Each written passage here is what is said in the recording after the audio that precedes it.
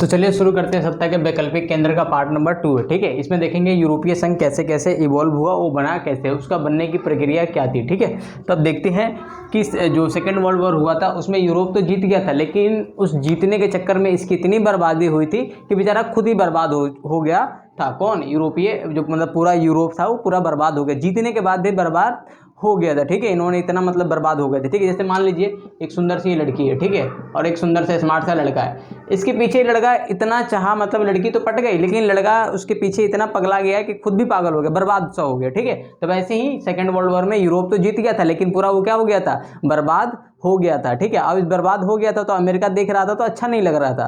तो अमेरिका ने कहा कि देख भाई, बात ऐसी है, तुम्हारी मतलब जीत तो गए हो लेकिन बर्बाद भी हो, तो आपको अगर इस समस्या से आगे निकलना है तो मैं आपको क्या करूंगा, हेल्प करूंगा। किसने कहा? आपका अमेरिका ने कहा। जो यूरोप के लोग थे उनका सोचना ये था कि हम इस युद्ध को क्या करें, स्टार्ट करें या फिर हमें नए सिरे से विकास करना चाहिए। तो उन्होंने विकास का रास्ता अपनाया। किन्होंने? आपका यूरोप वालों ने विकास का रास्ता अपनाया, बोला कि युद्ध वगैरह में कुछ नहीं रखा हुआ है। ठीक है, किन्होंने?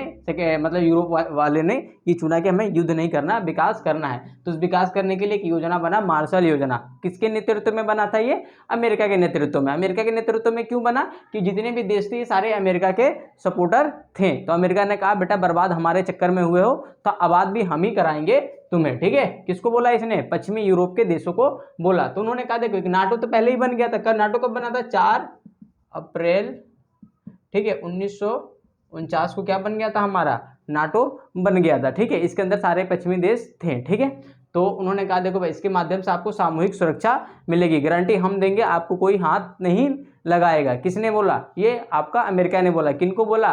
पश्चिमी यूरोप के देशों को बोला कि देखो भाई, आपको कोई परेशान नहीं करेगा, इसकी गारंटी हम लेते हैं। जैसे कि पूरी दुनिया के अंदर जो जापान है उसको कोई भी हाथ लगाएगा तो बीच में अमेरिका आएगा। क्यों आएगा? तो अमेरिका ने वचन दे रखा है, 7 जन्मों का वचन दे रखा है, अगर तुम्हारे पर कोई अटैक होता है आपकी सुरक्षा की गारंटी हम लेते हैं। इसीलिए देखोगे जापान के पास अपना कोई सेना नहीं है, उसकी गारंटी कौन ले रखा है? ठेका अमेरिका ने ले रखा है। तो अमेरिका ने यहाँ पर भी नाटो के माध्यम से ठेका ले रखा है कि यूरोप को कुछ होता है तो उसकी गारंटी मैं लेता हूँ, आपको कोई परेशान नहीं करेगा। ठीक है, समझ में आ गया।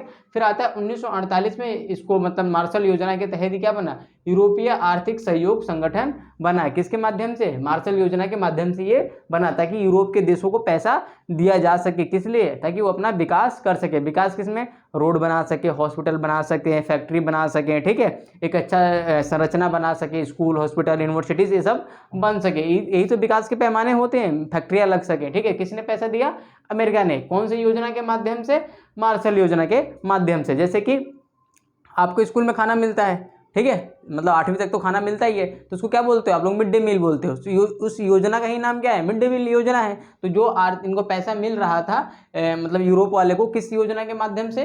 तो मार्शल योजना के माध्यम से उनको पैसा मिल रहा था। 1949 में क्या बोला इन्होंने? एक नया और संगठन बनाया। किसके अंदर ही बन रहा है? ये मार्शल योजना के अंदर ही संगठन बन रहा है, उसी मतलब योजना के अंदर ही संगठन बन रहा है। यूरोपीय परिषद राजनीतिक सहयोग बना। कब बना है भाई? 1949 में। ये पेपर में आता है, एक एक नंबर में मिलाने के लिए आता है, या फिर डायरेक्ट क्वेश्चन पूछ लेता है कि 1948 में कौन सा बना है। 4 ऑप्शन रहेंगे तो आप क्या करोगे? यूरोपीय आर्थिक सहयोग बोलोगे। 1949 में क्या बना?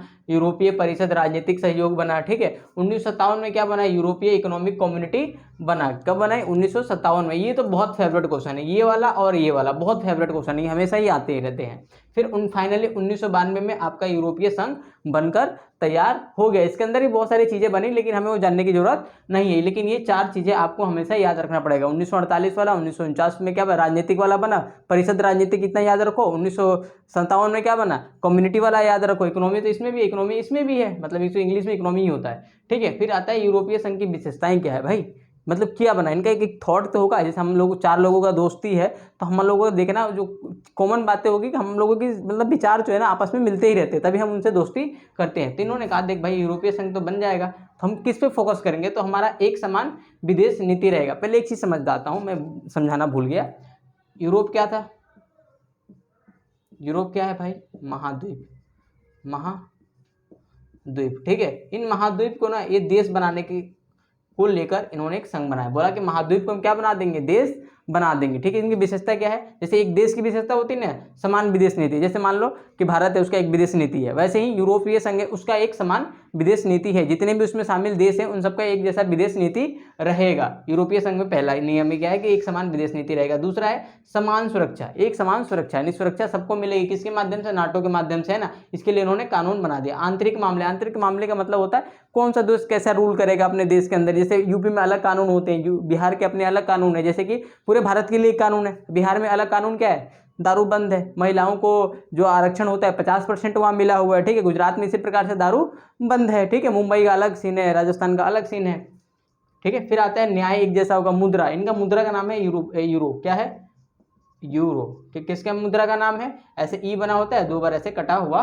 होता है, इसको हम क्या बोलते हैं, यूरो बोलते हैं। किसका मुद्रा है, यूरोपियन यूनियन का मुद्रा है। लेकिन क्या पूछेगा, सारे देश जो हैं यूरोपियन यूनियन में शामिल हैं वो सारे देश यूरो को मानते हैं, तो बिल्कुल ऐसा नहीं है। इसके मानने की कंडीशन है, इसके क्या है, कंडीशन है, इस बात का ध्यान रखना है। और जितने भी देश थे सब कौन से थे, पश्चिमी यूरोप, क्या थे, पश्चिमी यूरोप वाले देश अधिकतर नए शुरू में कौन थे, पश्चिमी यूरोप वाले देश थे। पश्चिमी यूरोप वाले ही क्यों थे, तो ये सारे पश्चिमी यूरोप वाले जो देश थे अमेरिका के समर्थक थे, तो अमेरिका के चक्कर में बेचारे बर्बाद हुए थे, जीत गए थे, लेकिन उसके बाद इन्होंने कहा हम आपको सपोर्ट करेंगे। तो जो अमेरिका था किसको सपोर्ट कर रहा था, पश्चिमी यूरोप को आगे लाने के लिए सपोर्ट कर रहा था। अधिकतर जो नए देश बाद में शामिल हुए वो पूर्वी यूरोप के थे, और पूर्वी यूरोप के जो देश थे 1991 के बाद अधिकतर शामिल हुए थे, कौन से थे, ये सारे साम्यवादी देश थे, यानी रूस के समर्थक थे, यानी बोले तो पुराना वाला सोवियत संघ के समर्थक थे। उसके बाद है यू के जो प्रभाव है, यानी यूरोपियन यूनियन के जो प्रभाव है, राजनीतिक भी है, आर्थिक भी है, सैनिक भी है। हम सबसे पहले आर्थिक वाले देखेंगे।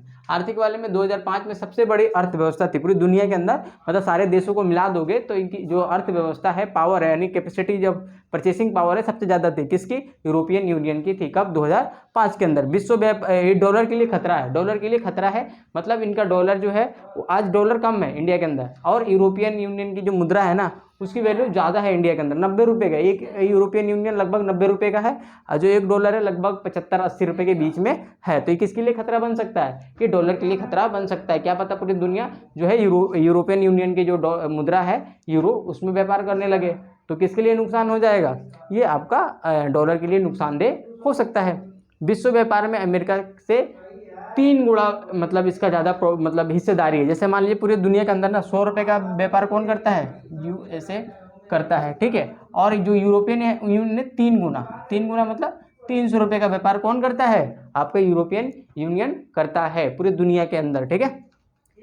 WTO यानी वर्ल्ड ट्रेड ऑर्गेनाइजेशन के अंदर जो अपना यूरोपियन यूनियन है बहुत शक्तिशाली है, ठीक है। इसके ये सारी नीतियों को प्रभावित करता है, क्योंकि देख रहे हो ना पूरे विश्व व्यापार में इसका 3 गुना हिस्सेदारी है, अमेरिका से भी ज़्यादा है सामूहिक रूप से, तो ये प्रभावित भी करेगा। एशिया और अफ्रीका में इसका दबदबा है, ठीक है। जो इंडिया के जो सामान होते हैं ना यूरोप में बेचने के लिए वहाँ के स्टैंडर्ड को फॉलो करना पड़ता है, ठीक है, क्योंकि इनकी जो क्वालिटी होती है ना काफ़ी हाई क्वालिटी होती है। यूरोपियन इसे बोलते हैं ना, कहाँ का है, फ्रांस का, जर्मनी का है, तो उस पर यूरोपियन यूनियन का ठप्पा लगा होता है और चीज़ें काफ़ी अच्छी होती है, इसीलिए इंडिया का सामान वहाँ बेचने में काफ़ी दिक्कत आती है, क्योंकि हम क्वालिटी मेंटेन नहीं कर पाते हैं, ठीक है। तो इनका एशिया और अफ्रीका में प्रभाव है, आर्थिक रूप से प्रभाव है किसका, तो यूरोपियन यूनियन का प्रभाव है आर्थिक क्षेत्र में। अब हम कौन सा बच गया इसमें, पॉलिटिकल और सैनिक वाला बच गया, वो भी देखते हैं।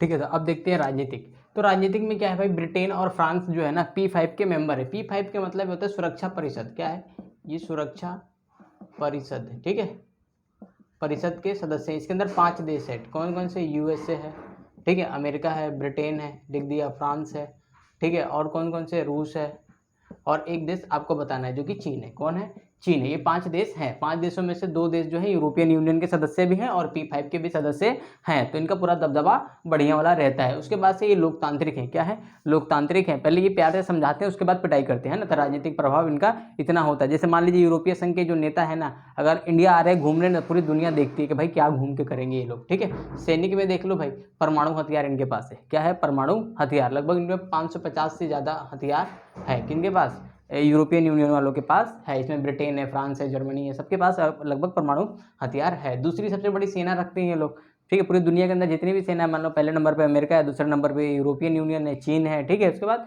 चौथे पांचवें में भारत आता होगा, ठीक है। रक्षा व्यय यानी कि जो सेना पे जो खर्चा करते हैं, काफ़ी ज़्यादा खर्चा करते हैं। उसके बाद टेक्नोलॉजी को भी बहुत ज़्यादा महत्व देते हैं। कौन से वाले लोग? ये आपके यूरोपियन यूनियन वाले लोग जो है टेक्नोलॉजी पे ज़्यादा इन्वेस्ट करते हैं। उसके बाद है टकराव। टकराव मतलब अब सारे देश साथ में कुछ तो लड़ाई होगी ना। जैसे इराक पे जब आक्रमण हुआ था, किसने आक्रमण किया था? यूएसए ने किया था। यूएसए ने जब इराक पे आक्रमण किया था ना, तो ब्रिटेन ने कहा भाई मार मैं तेरे साथ हूँ। ब्रिटेन ने कहा किसको? अमेरिका को, भाई तेरा साथ है, ठीक है।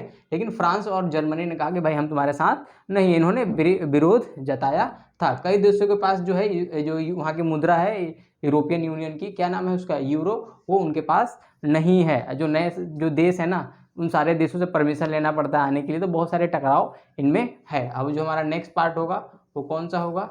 थर्ड होगा। कौन सा होगा? थर्ड। किसके बारे में पढ़ेंगे? आसियान के बारे में पढ़ेंगे, ठीक है। तो मिलते हैं थर्ड पार्ट के अंदर, फिर फोर्थ पार्ट, उसके बाद चैप्टर क्लोज।